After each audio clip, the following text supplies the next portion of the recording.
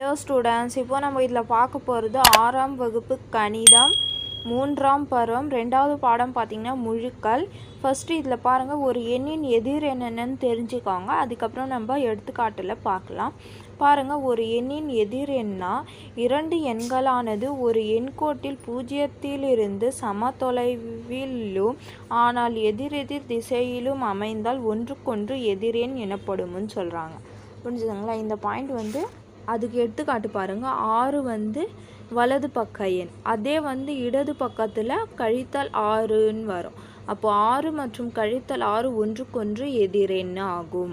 அதுக்கப்புறம் பாருங்கள், ஒரு எண்ணின் எதிரெண்ணின் எதிரெண் அதே எண் ஆகும். இப்போ ஒரு எண்ணுனா அதோட எதிர் எண்ணு பார்த்திங்கன்னா அதே எண்ணு தான் இருக்கும்னு சொல்கிறான்.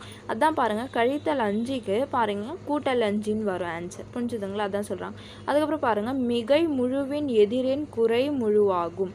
மிகைனா கூட்டலில் இருக்க நம்பருக்கு கழித்தல் இருக்க நம்பர் எதிரெண். அதே குறை முழுவின் எதிரெண் மிகை முழுவாகும். அதே கழித்தலில் இருக்கிற நம்பருக்கு கூட்டல் இருக்கிற நம்பர் தான் எதிரெண்ணுன்னு சொல்கிறாங்க. 0த்தின் எதிரெண் 0 ஆகும். 0த்துக்கு எதிரெண் பார்த்திங்கன்னா 0மே தான் சொல்கிறாங்க. புரிஞ்சுதுங்களா? அப்போ பாருங்கள், எடுத்துக்காட்டு 2 கொஷின் பாருங்கள். பின்வரும் சூழல்களை முழுக்களாக குறிப்பிடுகன்னு கேட்டுக்கிறாங்க. அப்போ பாருங்கள், ஃபர்ஸ்ட் கொஷின் ரூபாய் 1000 லாபம்னு சொல்லியிருக்காங்க. இந்த வார்த்தையை நீங்கள் பார்த்தீங்கன்னா லாபம்னா கூடுதலாக இருக்கும். அப்போ கூடுதல்னா கூட்டலில் வரும்.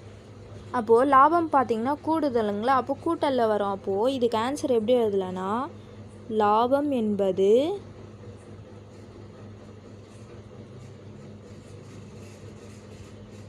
மிகை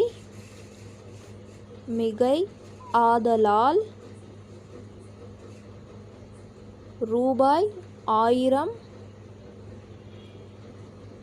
என்பதை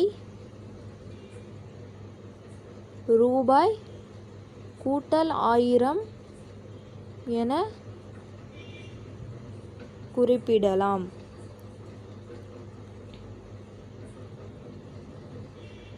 புரிஞ்சுதுங்களா? அதுதான் இதுக்கு ஆன்சர். அதுக்கப்புறம் 2வது கொஷின் பாருங்கள். 0 டிகிரி செல்சியஸுக்கு கீழ்னா கழித்தல், கீழ்னா குறைவுன்னு அர்த்தம். அப்போ கீழ்னா 20 டிகிரி செல்சியஸ்னால் அப்போ இது கழித்தலில் வரும். அப்போ பாருங்கள், 0 டிகிரி செல்சியஸுக்கு கீழ் 20 டிகிரி செல்சியஸ் என்பது கழித்தல் 20 டிகிரி செல்சியஸ் என குறிப்பிடலாம். புரிஞ்சுதுங்களா? அப்போ இதுக்கு ஆன்சர் கழித்தல் 20 டிகிரின்னு வரும். அதுக்கப்புறம் பாருங்கள், கிமு பொது ஆண்டுக்கு மூணா முன்னு, பி குத்துருந்தாங்கன்னா பின்னுன்னு அர்த்தம். அப்போ முன்னுனா இது கழித்தலில் வரும். பின்னு தான் சொல்லியிருக்காங்க. பின்னுனா குறைவில் குறிக்கும். அப்போது கிமு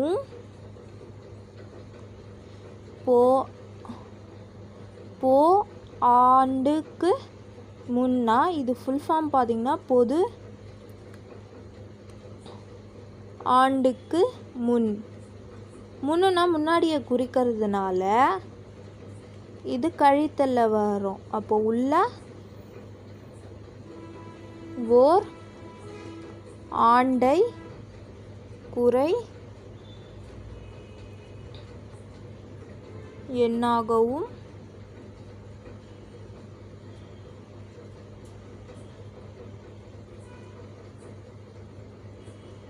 அப்போது கிமு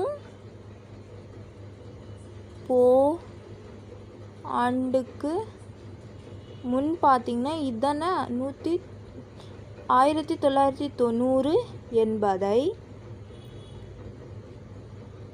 இது பாருங்கள் பொது ஆண்டுக்கு முன்னுன்னு சொல்லியிருக்காங்க. முன்னுனா கழித்தலில் வரும். அப்போ என்பது கழித்தல் 1990 என குறிப்பிடலாம். புரிஞ்சுதுங்களா? இதுக்கு இவ்வளோதான் ஆன்சர். அதுக்கப்புறம் பாருங்கள், இந்த கொஷின் 4வது ரூபாய் 15,847 வைப்புத்தொகைன்னு சொல்லியிருக்கான். வைப்புத்தொகைனா நம்ம இருக்கிறது தொகை. இப்போது இருக்கிறது தொகை இல்லைன்னா நம்ம வச்ச தொகைன்னு சொல்கிறாங்க. அப்போ வைப்புத்தொகைனா இருக்கிறது தொகை. இப்போது உங்ககிட்ட இருக்குது, அப்போது அது கூடுதலில் வரும். அப்போது ரூபாய் 15,847 வைப்புத்தொகை